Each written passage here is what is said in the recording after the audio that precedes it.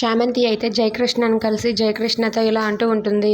ఎంతవరకు వచ్చింది ఆ చామంతిని నీ ట్రాప్లో పడేయడం అని చెప్పి అడుగుతుంది. అది విని జయకృష్ణ అయితే 100% పడిపోయింది మేడం అని చెప్పి అంటాడు.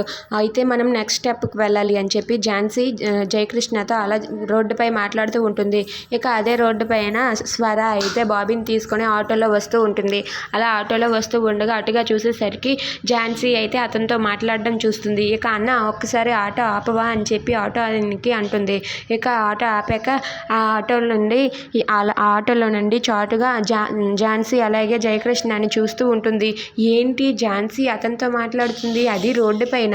ఆఫీస్ పనులు ఏవైనా ఉంటే ఆఫీస్లో మాట్లాడాలి లేదా ఇంటికి పిలిపించాలి, అలాంటిది రోడ్డుపై మాట్లాడుతుందంటే నాకెందుకో అనుమానంగా ఉంది అని చెప్పి స్వర అయితే అలా వాళ్ళ మాటలు వినడానికి ట్రై చేస్తూ ఉంటుంది.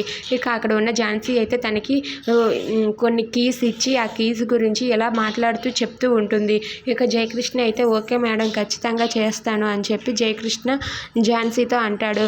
అలా వాళ్ళిద్దరూ మాట్లాడుతూ ఉంటే అది చూసి స్వర అయితే ఏంటి ఇదంతా చూస్తుంటే నాకేదో తేడాగా ఉంది, ఇతను చామంతికి క్లోజ్గా ఉంటాడు కదా, చామంతి కూడా ఈ మధ్య తన బిహేవియర్ కూడా మారింది, కొంపదీసి చామంతికి జయకృష్ణని దగ్గర అవ్వమని ఈ ఝాన్సీయే పంపించిందా అని చెప్పి స్వర అయితే అనుమానం పడుతూ ఉంటుంది. ఇక ఝాన్సీ ఆడుతున్న నాటకంని స్వర తెలుసుకోగలదా?